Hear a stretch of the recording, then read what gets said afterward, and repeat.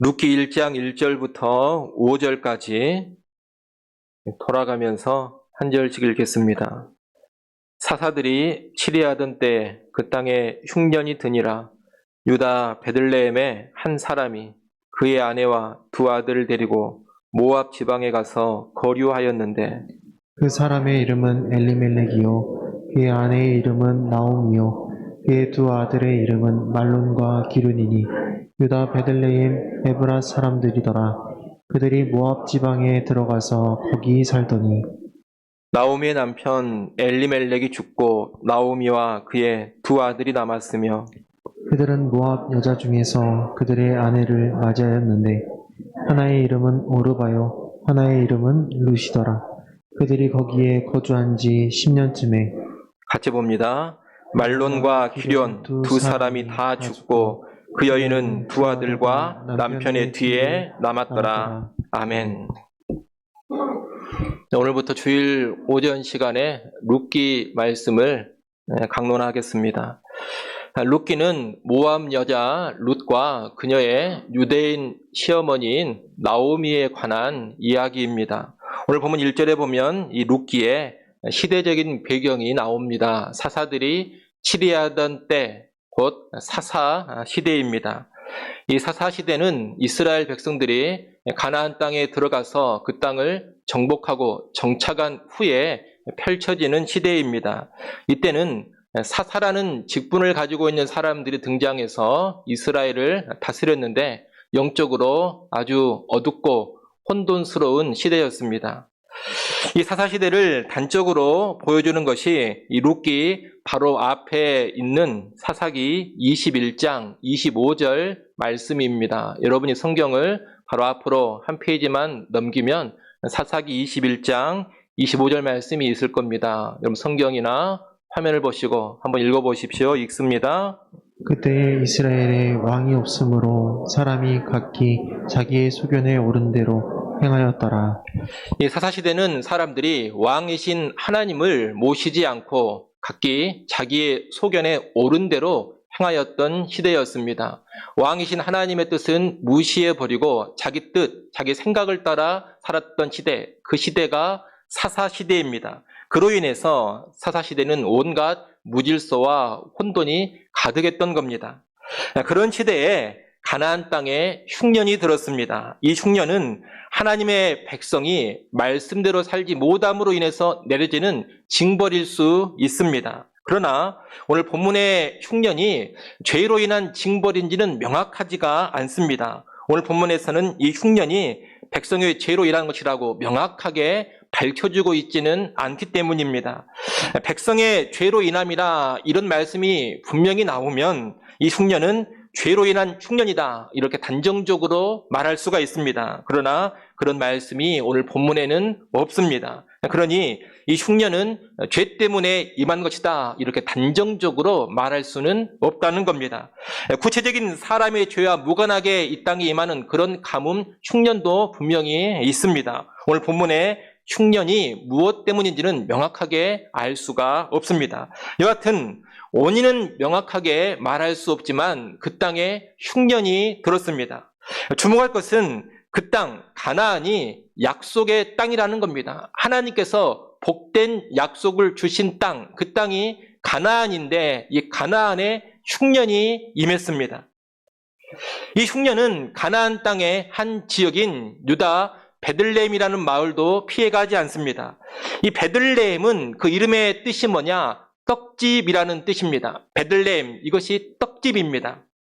떡집이라는 이름을 가지고 있는 마을이 흉년으로 인해서 지금 떡이 없는 고통을 당하고 있는 겁니다. 여러분, 하나님의 복된 약속이 주어진 가나안 땅에도 흉년이 찾아옵니다. 떡집이라는 이름을 가지고 있는 베들레헴에도 떡이 없는 고난이 찾아옵니다. 흉년의 이유는 명확하게 알 수 없습니다. 무엇으로 인한 고난인지는 확실하게 알 수가 없습니다. 백성의 죄로 인한 것인지 아니면 다른 이유인지 모릅니다.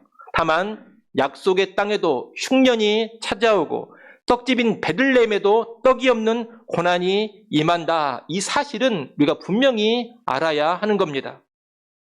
여러분, 우리가 예수를 믿는다 해서 고난과 고통이 전혀 없는 것이 아닙니다. 예수 믿는 신자의 삶에도 흉년의 때가 찾아옵니다. 고통이 찾아오고 고난이 옵니다. 풍년만 계속되면 좋겠는데 그러지가 않습니다. 흉년의 때가 꼭 옵니다. 부유한 가정의 재산이 다 사라져 버리는 때가 올 수 있습니다. 예수를 믿어도 사업이 망하기도 하고 예수를 믿어도 실직을 경험하기도 합니다. 청년이라 그러면 건강이 최고의 자산인데 이 청년의 건강이 상실되는 경우도 있습니다. 단란하고 행복하게만 살아왔던 가정에 예기치 못한 큰 비극이 찾아올 수도 있습니다. 죄로 인한 것이든 아니든 누구에게나 괴롭고 힘든 흉년의 때가 찾아오게 된다는 겁니다. 우리는 일단 이 사실을 직시해야 합니다. 나는 평생토록 절대로 흉년을 경험하지 않을 것이다. 여러분 그런 생각을 하지 마십시오. 허황된 생각입니다. 인생을 잘 모르고 세상을 모르기에 그런 허황된 생각에 빠지는 겁니다. 예수만 믿으면 절대로 인생의 고난은 당하지 않는다. 하나님만 잘 믿고 하나님만 잘 섬기면 그 어떤 시련도 나에게는 찾아오지 않을 것이다. 여러분 그런 생각도 하시면 안 됩니다. 예수 믿는 신앙이 무엇인지를 모르기 때문에 그런 헛된 생각을 하는 겁니다. 여러분 그 누구라 하더라도 인생에 흉년이 찾아옵니다. 약속의 땅 안에서도 흉년이 찾아오고 떡집인 베들레헴 안에서도 떡이 없는 흉년이 찾아옵니다. 죄를 지은 결과로 흉년이 찾아오기도 하고 때로는 죄 없이 신앙생활을 정말 잘하는 사람에게도 흉년이 찾아옵니다. 우리는 먼저 이 사실을 분명히 알아야 한다는 겁니다. 이런 인생, 이런 세상이라는 것을 똑똑히 봐야 합니다.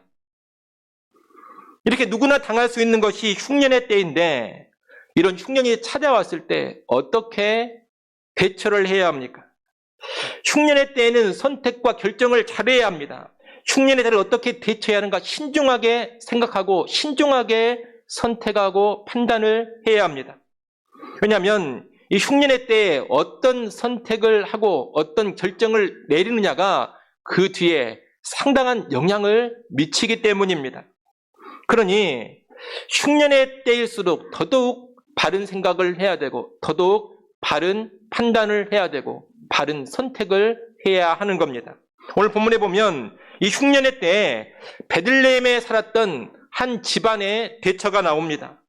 엘리멜렉이라는 사람의 집안입니다. 그는 베들레헴에서 나옴이라는 아내와 두 아들을 데리고 살았던 가장이었는데 이 흉년 앞에서 나름의 선택을 합니다. 어떤 선택이냐? 가나안 땅을 떠나서 이웃 나라인 모압으로 이주를 하는 것이었습니다. 오늘 보면 1절에 보면 모압 지방이라는 말이 나오는데 이 모압 지방이라는 말은 히브리 원문을 그대로 번역하면 모압의 들판 또는 모압의 목초지라는 뜻입니다. 이 엘리멜렉 집안이 모압 땅 아무데나 간 것이 아닙니다. 모압 지역에서 그래도 최대한 소출을 기대할 수 있는 곳 모압의 목초지, 모압의 들판으로 이주를 한 겁니다. 모압의 들판으로, 모압의 목초지로 가면 이 흉년의 때를 우리 집안이 좀 더 잘 지나갈 수 있지 않을까 이런 생각을 하고서 모압 지방으로 이주를 한 겁니다. 그런데 이 모압으로의 이주가 좋은 선택이 아닙니다. 왜냐하면 하나님의 백성이 약속의 땅을 떠나는 것이 바람직하지 않기 때문입니다. 구약 성경에 보면 약속의 땅을 떠나는 것은 기본적으로 바람직하지 않은 일로 간주됩니다. 이스라엘 백성은 힘들고 어려운 일이 있다 하더라도 약속의 땅 안에 머무르는 것이 원칙입니다. 여호와 하나님을 신뢰하면서 약속의 땅 안에 계속 머물러야 한다는 겁니다. 물론 특별한 경우에는 그 땅을 떠날 수도 있습니다. 하지만 그런 경우에는 하나님의 분명한 지시, 분명한 인도가 있어야만 합니다. 만약 그런 분명한 하나님의 지시나 인도가 없다면 약속의 땅 안에 계속 머물러 있는 것이 원칙이라는 겁니다.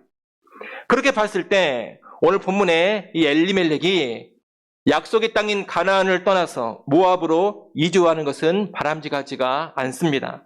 약속의 땅을 떠나고 있는데 특별한 하나님의 인도를 받은 흔적도 전혀 보이지 않기 때문입니다.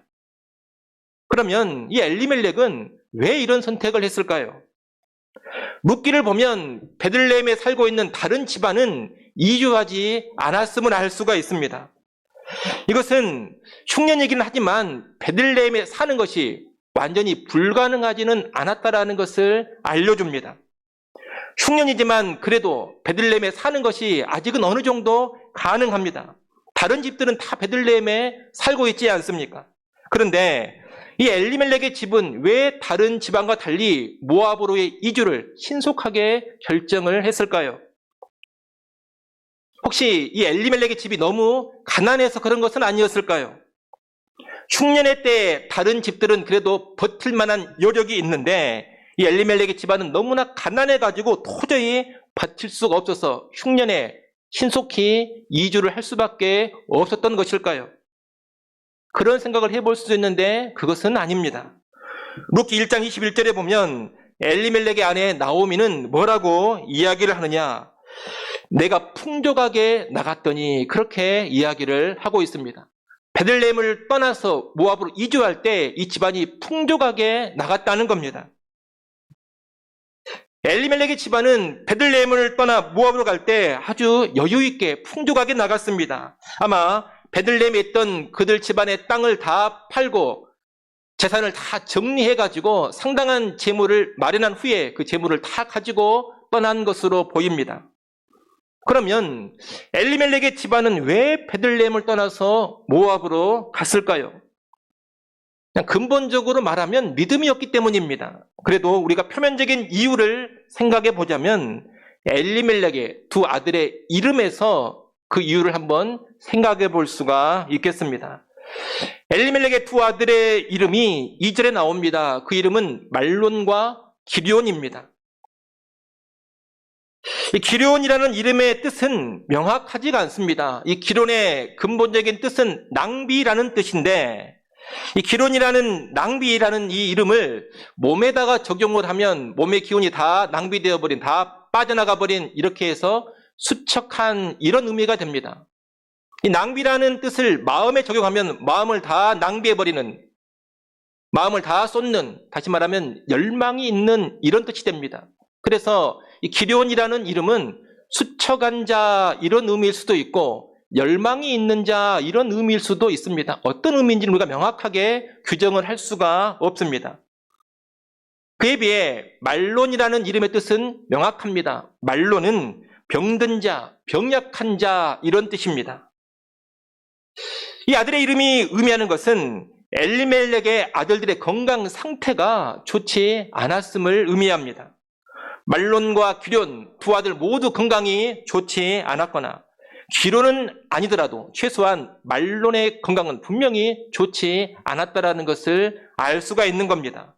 여기서 우리는 엘리멜렉이 다른 베들레헴 집안의 사람들과 달리 모압으로의 이주를 신속히 결정했던 배경을 알 수가 있습니다. 병약한 아들 때문입니다.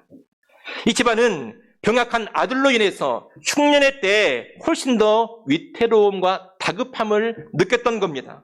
흉년이 왔는데 우리 병약한 아들이 잘못되지는 않을까 이런 염려가 아주 컸다는 겁니다. 병약한 아들을 고려한다면 이 이주가 인간적으로 이해는 됩니다. 자식을 염려하는 부모의 마음 아니겠습니까? 이 병약한 아들은 약속의 땅을 떠나는 것을 합리화시켜주는 명분도 되었을 겁니다. 주변 베들레헴 사람들이 엘리멜렉 집안이 베들레헴을 떠나서 모압으로 간다고 했을 때 가만히 보고만 있었겠습니까? 그러지 않았을 겁니다. 아니 엘리멜렉 왜 베들레헴을 떠나려고 하는가? 왜 약속의 땅을 떠나는가? 이런 이야기를 했을 겁니다. 그러면 엘리멜렉이 뭐라고 말했겠습니까? 우리도 어지간하면 이 약속의 땅을 떠나고 싶지 않습니다. 베들레헴에 계속 살고 싶습니다. 그런데 우리 아들이 저렇게 병약하니 어쩌겠습니까? 아들만 건강하다면 우리도 떠나지 않습니다. 그런데 아들이 잘못될 수도 있지 않습니까? 어쩔 수가 없네요. 이러면서 떠나지 않았겠습니까? 이 엘리멜렉 집안이 모압으로 갈 때 그렇다고 모압 땅에 완전히 머무를 생각을 한 것은 아닙니다. 엘리멜렉 집안은 모압 땅에 잠시 머무르고자 했습니다. 오늘 보면 1절 맨 뒤에 보면 모압 지방에 가서 거류하였는데 이렇게 되어 있습니다. 여기서 거류하다라는 이 히브리 단어는 영구적인 정착을 의미하지 않습니다. 한시적으로, 일시적으로 머무른다, 그런 뜻을 가지고 있는 단어입니다. 그 단어를 거류한다로 번역을 해놓은 겁니다. 엘리멜렉은 흉년이 왔으니 아들을 위해 잠시 동안 모압 땅으로 가 있다가 여건이 괜찮아지면 돌아오자, 이런 생각을 했던 겁니다. 영구적인 이주가 아니라 잠시 거류하겠다는 생각으로 모압 땅으로 간 겁니다. 그러나 이것이 좋은 결정이 아니었다는 겁니다. 왜 그렇습니까? 믿음의 시야, 영적인 시야를 상실한 결정이었기 때문입니다. 물론 인간적으로는 충분히 이해가 됩니다. 흉년이 닥쳤고 집안에는 병약한 아들이 있습니다. 모압으로 간 것도 완전히 이주하고자 하는 것이 아닙니다. 위기의 때 잠시 거류하려고 하는 겁니다. 여건이 괜찮아지면 다시 약속의 땅으로 돌아올 생각입니다. 그런데 왜 문제입니까? 하나님을 신뢰하고 하나님을 의지하는 모습이 전혀 없기 때문입니다. 엘리멜렉에게는 흉년의 때에도 하나님을 신뢰하고 하나님이 주신 약속의 땅에 머물러야 되겠다, 참고 인내하면서 하나님의 돌보심을 소망해야 되겠다, 이런 영적인 시야, 믿음의 시야가 없습니다. 또한 하나님의 인도를 받는 모습도 없습니다. 하나님, 우리 집안 사정이 이런데 베들레헴을 떠나는 것이 옳습니까? 하나님, 약속의 땅을 지금 한시적으로 떠나는 것이 가합니까? 이렇게 묻는 모습도 전혀 없습니다. 그저 인간적인 판단과 생각뿐입니다. 하나님 없이 자기 생각에 옳은 대로만 움직입니다. 여러분, 이 엘리멜렉의 선택이 비도덕적이거나 악랄한 선택이 결코 아닙니다. 충분히 할 수 있는 선택이고 인간적인 견지에서 보자면 충분히 이해가 되는 선택입니다. 그러나 그 안에 영적인 시야가 없고 믿음의 시야가 없다는 것이 심각한 문제인 겁니다. 이 엘리멜렉은 하나님의 백성입니다. 그는 하나님과 언약을 맺은 언약 백성입니다. 언약 백성이란 하나님의 보호를 신뢰하고서 하나님께 충성하며 하나님께 온전히 충성할 것을 맹세한 사람입니다. 그렇다면 하나님을 향한 믿음이 있어야 합니다. 하나님을 바라보는 영적인 시야도 있어야 합니다. 그런데 그런 믿음, 그런 영적인 시야가 없습니다. 그저 인간적인 판단, 인간적인 생각뿐입니다. 하나님의 뜻과 무관하게 자기 소견에 옳은 대로만 움직입니다. 여러분, 사사시대의 특징이 무엇이라고 했습니까? 왕이 없이 자기 소견에 옳은 대로만 행하는 것이다. 그렇게 우리가 서두에 말씀을 읽지 않았습니까? 그런데 바로 그 모습을 이 엘리멜렉이 고스란히 보여주고 있는 겁니다. 아이러니하게도 이 엘리멜렉의 이름의 뜻이 뭐냐? 이 엘리멜렉이라는 이름의 뜻은 나의 하나님은 왕이시다, 이런 뜻입니다. 나의 하나님은 왕이시다, 이게 엘리멜렉이라는 이름의 뜻입니다. 그런데 이런 이름을 가지고 있는 엘리멜렉이 정말 왕이신 하나님의 보호를 신뢰하고 왕이신 하나님의 인도를 받아가고 있느냐? 그렇지 않다는 겁니다. 이름에 걸맞는 생각, 이름에 걸맞는 행동을 전혀 보여주지 못하고 있습니다. 왕이신 하나님의 뜻에는 관심이 없습니다. 자기 소견에 옳은 대로 움직이고 있습니다. 오늘 우리가 이런 모습을 조심해야 합니다. 우리가 신자라고 하지 않습니까? 하나님을 믿고 예수를 믿는 사람들이라고 합니다. 그런데 살아가는 모습을 보면 신자답지가 못합니다. 하나님을 의식하지 않습니다. 하나님을 의지하지 않습니다. 하나님의 인도를 받으려 하지 않고 하나님의 뜻을 따르려고 하지 않습니다.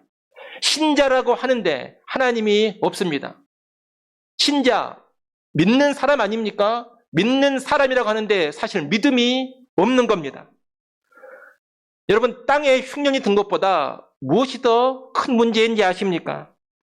땅에 흉년이 든 것보다 더 큰 문제는 내 믿음의 흉년이 드는 겁니다. 외적인 흉년 앞에서 아무런 믿음도 없고 그 어떤 믿음의 행동도 보이지 않는 그 믿음의 흉년이 더 큰 문제요, 더 심각한 위기인 겁니다. 떡집이라는 베들레헴에 떡이 없는 것보다 무엇이 더 심각한 문제겠습니까? 하나님의 백성의 삶에 하나님이 없는 겁니다. 신자라는 사람의 삶에 믿음이 없는 겁니다. 여러분, 흉년이 찾아오고 떡이 사라진다 하더라도 하나님이 있으면 됩니다. 그리고 믿음이 있으면 됩니다. 하나님과 믿음으로 그 위기를 이겨낼 수 있는 겁니다. 그러나 하나님이 없고 믿음이 없으면 정말로 심각한 위기에 떨어져 버리는 겁니다. 그러니 오늘 신자라는 나에게, 예수를 믿고 하나님을 믿는다는 나에게 진짜 믿음이 있는가? 정말 하나님이 있는가? 잘 한번 살펴보시기를 바랍니다. 신자답게 믿음을 가지고 살아가시기를 바랍니다. 하나님의 백성답게 하나님을 붙잡고 하나님의 인도를 받으며 살아가시기를 바랍니다. 이렇게 엘리멜렉의 집안은 하나님 없이 믿음 없이 모압으로 이주했습니다. 이 집안이 베들레헴을 떠나 모압으로 갔을 때는 나름 기대와 소망이 있었을 겁니다. 갈 때 땅과 재산을 다 처분해서 많은 재물을 모아가지고서 떠났습니다. 나름 풍족하게 모압으로 갔습니다. 흉년의 때에도 그나마 먹을 것이 보장될 수 있을 것 같은 모압의 들판, 모압의 목초지로 갔습니다. 그러니 이제 우리 집안은 안전할 것이다. 우리 집안은 아무런 문제가 없을 것이다. 든든하리라. 이런 기대, 이런 소망 품지 않았겠습니까? 하지만 뒤에 어떤 일이 벌어집니까? 모압 지방에 들어가 거기 살았다는 2절 말씀 후에 바로 이어지는 3절의 말씀을 보십시오. 나오미의 남편 엘리멜렉이 죽고 나오미와 그의 두 아들이 남았으며 라고 합니다. 모압으로 이주한 후에 첫 번째 소식, 첫 번째 성경의 보고가 무엇이냐? 엘리멜렉이 죽었다는 겁니다. 모압으로 이주했는데 잘 됐다, 평안했다 이런 보고가 아닙니다. 엘리멜렉이 죽었다는 이야기가 나옵니다. 우리가 이 엘리멜렉의 죽음을 죄에 대한 징벌의 죽음으로 꼭 볼 필요는 없습니다. 우리 하나님께서 무슨 죄 지었다고 잘못했다고 해서 바로 벌 주시고 바로 쳐버리는 그런 분도 아니시고 죽음이 찾아오는 이유는 아주 다양하기 때문입니다. 이 엘리멜렉의 죽음은 징벌일 수도 있고 아닐 수도 있습니다. 지금 이 룻기의 초점은 봐라, 약속의 땅을 떠났더니 저주의 죽음이 임하지 않느냐, 바로 징벌을 당하지 않느냐. 여러분, 이것이 아닙니다. 약속 땅을 떠나면 다 죽여버린다. 여러분, 이것이 룻기의 초점이 아닙니다. 지금 무엇이 초점이냐? 자기 소견에 옳은 대로 움직인다고 해서 문제가 해결되는 것은 아니다라는 겁니다. 자기 생각에 옳은 대로 움직였는데 더 좋아지느냐, 더 나아지느냐, 소망이 생기느냐, 그렇지가 않다는 겁니다. 여기에 초점이 있습니다. 흉년을 피해보려고 인간적인 생각으로 움직였는데 그 결과가 소망이 아닙니다. 희망을 품고서 내 소견에 옳은 대로 행했는데 남편의 죽음이라는 절망이 찾아옵니다. 여러분, 고대 근동의 여인에게 있어서 이 남편이라는 존재는 든든한 보호막이요 피난처입니다. 남편이 사라져버리면 여자에게 있어서 보호막이 사라져버리는 것이고 피난처가 사라져버리는 겁니다. 그런데 그 남편이 죽었습니다. 아내인 나오미 입장에서는 보호막이 사라져버린 것이고 피난처가 사라져버린 겁니다. 하지만 나오미에게는 아직 두 아들이 남아 있습니다. 남편이 없더라도 아들들이 있으면 여전히 소망을 품을 수가 있습니다. 그 아들들이 남편처럼 보호막과 피난처가 되어줄 수 있기 때문입니다. 그래서 남편이 죽은 후에 나오미는 이 두 아들에게 소망을 둡니다. 그리고 이 두 아들을 모압 여인과 결혼을 시킵니다. 오늘 보면 4절에 보면 두 아들은 룻과 오르바라는 모압 여인과 결혼을 합니다. 룻기 4장 10절을 참고하면 말론이 룻과 결혼하고 기럧이 오르바와 결혼을 합니다. 이 두 아들의 결혼은 일시적이었던 모압의 이주가 이제 영구적인 정착으로 전환되었음을 확실하게 알려줍니다. 나오면 이제 모압의 털을 잡고 살 생각을 하는 겁니다. 보면 4절 맨 뒤를 보십시오.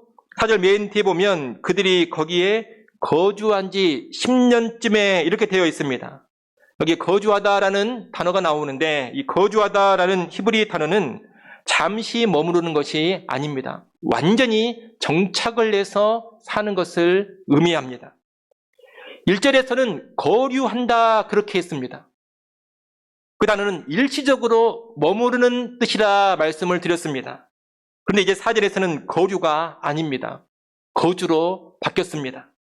약속의 땅을 떠나서 잠시 머물려고 했던 모압 땅이 이제는 영구적인 이 집안의 정착지가 되어버린 겁니다. 여러분, 약속의 땅을 떠난다는 것은 이런 위험성이 있습니다. 처음에는 특별한 사정이 있으니 잠깐 떠나야 되겠다 그럽니다. 지금은 어쩔 수가 없구나. 잠시 떠났다가 여건이 괜찮아지면 돌아와야 되겠다. 그런 생각을 합니다. 근데 여러분, 그 잠깐의 떠남이 아주 오랜 떠남으로 이어질 수가 있습니다. 잠깐 교회를 떠나고 잠깐 신앙을 떠난 것이 영구적인 떠남으로 이어지기도 합니다. 일례로 고3 시절 동안 입시를 준비한다고 하면서 교회를 떠나고 예배를 떠났다가 영구히 떠나버린 사람들이 한둘이 아닙니다. 직장 생활로 인해서, 결혼 생활로 인해서 상황이 여의치 않아 잠시 신앙을 떠났던 사람들이 그 뒤로 영구히 떠나버린 그런 일도 수없이 많습니다. 상처가 있고 아픔이 있어서 하나님을 떠났는데 그 뒤로 오래도록 돌아오지 않는 사람들도 많습니다. 여러분, 나오미도 이럴 줄 몰랐습니다. 약속의 땅을 떠나 모압에 갔을 때는 잠시 머무르다가 돌아올 생각이었습니다. 그러나 이제 모압에서 완전히 정착해서 살게 돼버린 겁니다. 그러니 하나님이 원하시는 곳을 떠나는 것은 언제나 조심해야 됩니다. 영원히 떠나버리는 일이 될 수 있기 때문입니다. 귀한 세월을 허비하면서 오래도록 떠나버릴 수가 있기 때문입니다. 여하튼 나오미는 이제 아들들에게 소망을 두고 모압 여인들과 결혼까지 시켰는데 다시 비극이 찾아옵니다. 그들이 모압에 거주한 지 10년쯤 되었을 때 결혼한 두 아들이 모두 죽어버린 겁니다. 남편의 죽음에 이어지는 두 아들의 죽음입니다. 얼마나 황망합니까? 이 두 아들의 죽음은 나오미에게 있어서 이제 모든 소망이 다 사라져버렸음을 의미합니다. 남편에게서 사라진 소망을 두 아들에게 두었는데 이 두 아들이 죽어버렸습니다. 모든 소망이 다 끊어진 겁니다. 여러분, 모압 땅에 왜 갔습니까? 죽으려고 갔겠습니까? 살려고 간 겁니다. 그런데 살려고 간 그 땅에서 계속 죽음의 비극을 경험합니다. 남편과 두 아들을 떠나 보내고 이제 나오미는 완전히 혼자가 돼버립니다. 이 홀로 된 나오미의 심정이 얼마나 참담했겠습니까? 여기서 다시 말씀드릴 것은 두 아들의 죽음 역시 죄로 인한 징벌로 우리가 쉽게 봐서는 안 된다는 겁니다. 죽음의 징벌이 없다, 여러분, 이런 이야기가 아닙니다. 오늘 본문에서 이 죽음의 이유를 명확하게 알려주고 있지 않기 때문에 그렇게 단정 지어서는 안 된다는 겁니다. 앞에서 말씀드린 것처럼 이 두 아들의 죽음은 그 초점이 봐라, 약속의 땅 떠나니 저주를 받지 않느냐, 이것이 아닙니다. 자기 소견에 옳은 대로 행했을 때 소망이 생기지 않는다는 겁니다. 자기 소견에 옳은 대로 행하면 살 것 같은데 실상 그렇지 않다는 겁니다. 거기에 초점이 있습니다. 이제 홀로 된 나오미는 과부가 된 젊은 며느리 둘과 모압 땅에 남게 됩니다. 그런데 이 두 며느리는 모두 아들이 없습니다. 말론과 기론이 결혼은 했지만 자식을 낳지 못하고 죽어버린 겁니다. 이것이 또 비극입니다. 남편이 죽고 결혼한 두 아들이 죽었습니다. 그런데 대를 이을 손자도 없습니다. 나오미에게는 정말로 아무런 소망도 없는 겁니다. 풍족하게 나갔는데 이제 텅텅 비어버린 여인이 된 겁니다. 그녀의 집안은 양식의 흉년을 피하려고 모압 땅으로 갔습니다. 그런데 더 심각한 인생의 흉년을 만난 겁니다. 아주 기구한 인생으로 전락을 해버린 겁니다. 여러분, 이 비극의 진정한 시작점이 어디입니까? 그 땅에 임한 흉년이 아닙니다. 이 비극의 진정한 시작점은 흉년이 아니라 하나님을 의지하지 않는 바로 그 지점입니다. 여러분, 우리 중 누구에게나 흉년이 찾아옵니다. 어느 때라도 흉년이 찾아올 수 있습니다. 스스로 잘못한 것이 없어도 죄를 짓지 않아도 흉년이 찾아오곤 합니다. 약속의 땅에도 흉년은 오고 베들레헴에도 떡집에도 흉년은 옵니다. 믿음 안에 살고 있어도 흉년이 오는 겁니다. 이 흉년이 왔을 때 어떻게 하느냐가 정말로 중요합니다. 흉년의 때에는 하나님을 의지해야 합니다. 하나님을 붙잡고서 있을 곳에 있어야 하고 지킬 것을 지켜야 합니다. 혹 떠나고 이동을 하더라도 하나님을 의지하면서 하나님의 인도를 반드시 받아야 합니다. 내 소견에 옳은 대로 하면 안 됩니다. 내 생각이 최선의 선택으로 보이고 지금 내 결정이 어쩔 수 없는 결정으로 보이기는 하겠지만 그렇게 나아가면 안 됩니다. 내 소견에 옳은 대로 행하면 결국에는 절망이 찾아옵니다. 결국에는 실패해야 합니다. 살려고 나아갔지만 죽음이 찾아옵니다. 처음에는 풍족했지만 결국에는 텅 비어버립니다. 이를 알고서 우리는 흉년의 때 더욱더 왕이신 하나님을 바라보고 왕이신 하나님을 의지해야 하겠습니다. 흉년의 때에는 그저 눈앞에 흉년을 피하는 것이 능사가 아닙니다.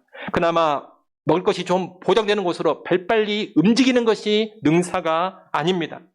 흉년의 때의 진정한 해법은 하나님을 바라보고 하나님을 의지하고 하나님의 인도를 받는 겁니다. 우리 소견에는 하나님 바라보고 의지하는 것이 더 불안해 보이곤 합니다. 우리 생각에는 그런 것이 더 위험해 보이기도 합니다. 하지만 성경은 무엇을 말하느냐? 그렇게 하는 것이 결국 사는 길이라고 말씀하고 있는 겁니다. 여러분, 혹시 여러분에게 어떤 흉년의 때가 찾아오지는 않았습니까? 그렇다면 자기 소견에 옳은 대로 행하지 마시고 왕이신 하나님을 의지하시기 바랍니다. 또 간절히 하나님 붙잡고 하나님의 인도를 받아가시기 바랍니다. 그럴 때 우리는 진정한 살 길로 나아가게 될 겁니다. 기도하겠습니다. 하나님 아버지, 흉년의 때 하나님 의지하기를 원합니다. 국가적인 흉년, 교회의 흉년, 가정의 흉년, 내 인생의 흉년을 만날 때 하나님을 찾게 하시고 하나님을 의지케 하여 주옵소서. 흉년의 때 내 소견에 옳은 대로 움직이지 않기를 원합니다. 내 생각대로, 육신의 생각대로 가는 길이 실상 죽는 길임을 알게 하시고 하나님의 인도를 따르게 하여 주옵소서. 믿음의 생각과 믿음의 선택을 하게 하여 주옵소서. 있어야 할 곳에 있게 하시고 지킬 것을 지키게 하여 주옵소서. 흉년의 때에도 하나님을 의지함으로 진정한 살 길로 나아가게 하여 주옵소서. 예수님의 이름으로 기도드리옵나이다. 아멘.